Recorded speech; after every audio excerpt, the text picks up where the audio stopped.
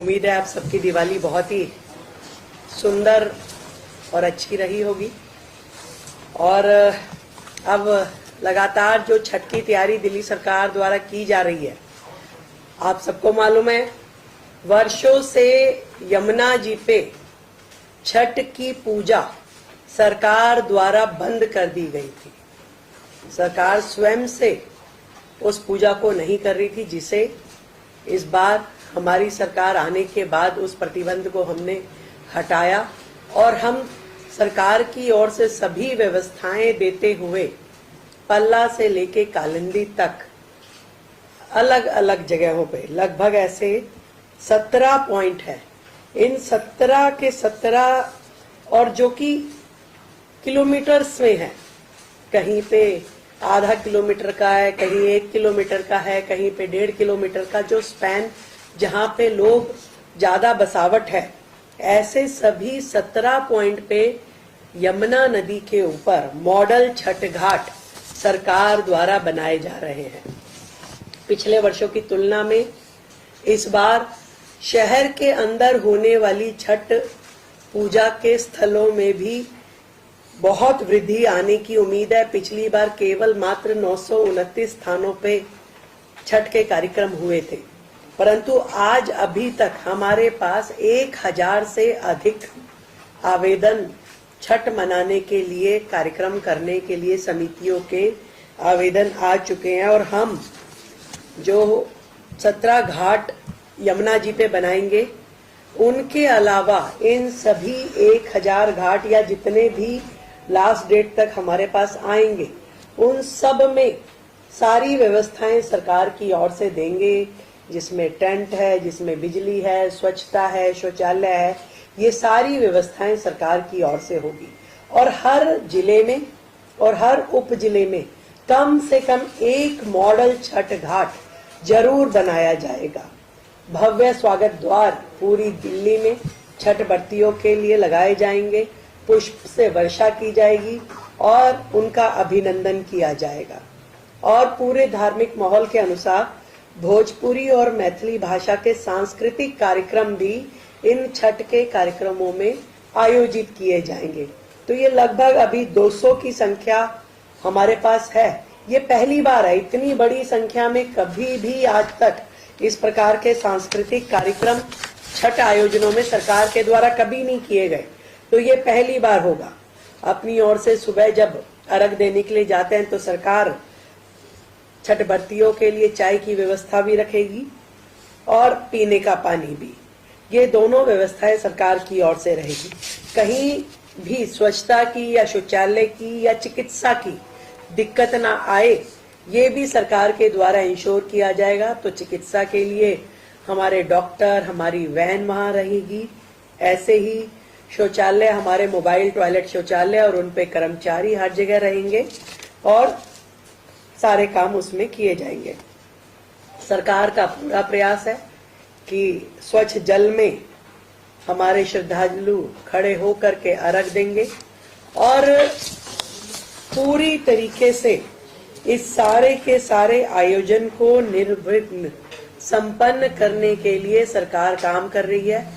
आज से एक विशेष स्वच्छता अभियान, जिसमें हमारे सभी जनप्रतिनिधि, एमपी, एमएलए, काउंसलर, सभी जनप्रतिनिधि अपने क्षेत्र में जहां छठ पूजा होने वाली हो, उन सभी घाटों पे जाकर के विशेष स्वच्छता अभियान चलाएंगे। तो हमारे सभी लोग इसमें लगे हैं ताकि एक बहुत ही सुंदर और बेहतर एनवायरनमेंट वहां हो।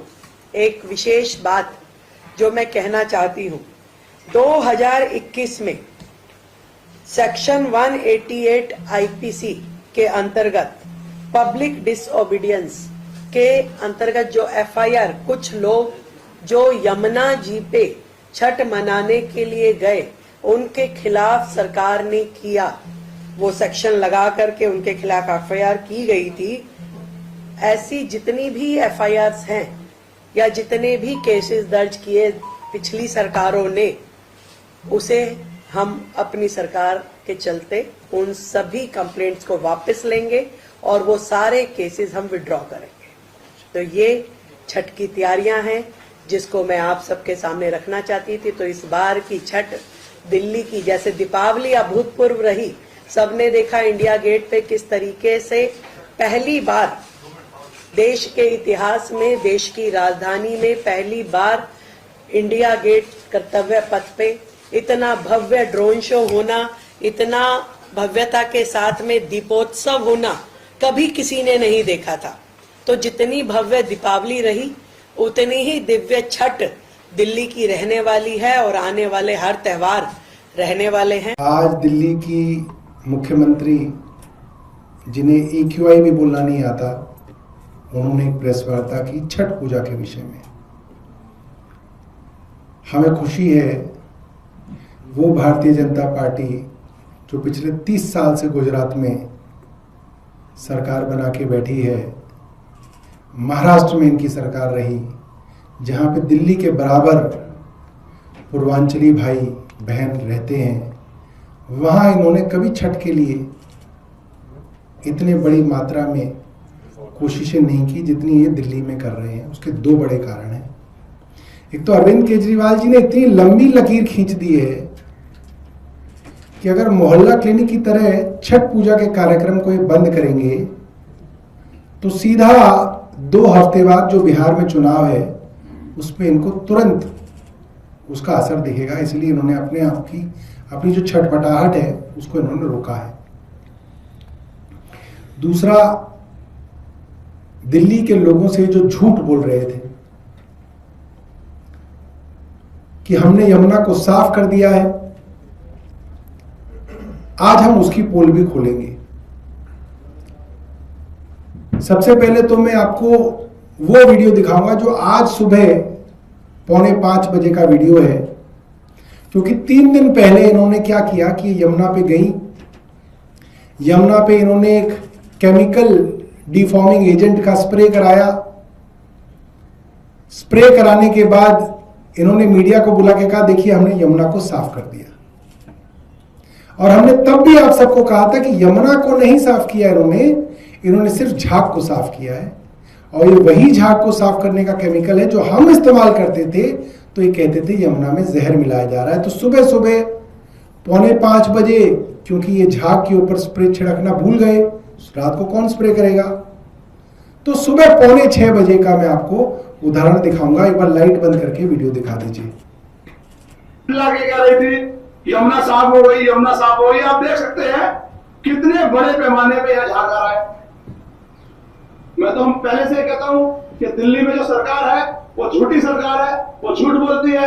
वो देख सकते हैं मछुआरे मछली पकड़ रहे हैं। मैं सुबह 5:30 बजे खड़ा हूं और कितने बड़े पैमाने पे, जहां तक भी आपकी वीडियो जाएगी, जहां तक कैमरे की निगाह जाएगी, वहां तक झाग ही झाग है। ये दिल्ली में 40 दिन की सरकार है, बीजेपी की सरकार है, झूठी सरकार है। इन्होंने धोखा किया है, पूर्वांचल के लोगों से धोखा किया है। ये यमुना साफ कर दी, यमुना पर छठ बनवाएंगे तो यही छठ बनवाओगे आप? ये यमुना साफ हुई है? ये जहरीला पानी है, इतना झाग वाला पानी है। किसकी जिम्मेदारी है? 4 इंजन की सरकार है, सेंटर में भी आपकी सरकार है, दिल्ली में भी आपकी सरकार है, LG भी आपके और MCD में भी आप हो, फिर भी आपकी व्यवस्था बिल्कुल जीरो है। जहां तक निकल जाएगी वहां तक झाग झाग है। मैं सुबह 5:30 बजे खड़ा हूं, तो ये आपने पूर्वांचल की जनता के साथ, पूर्वांचल के लोगों के साथ बहुत बड़ा धोखा किया है। ये बीजेपी धोखे वाली सरकार है। ये देख सकते हैं, ये इतने झाग दिल्ली की यमुना है, दिल्ली की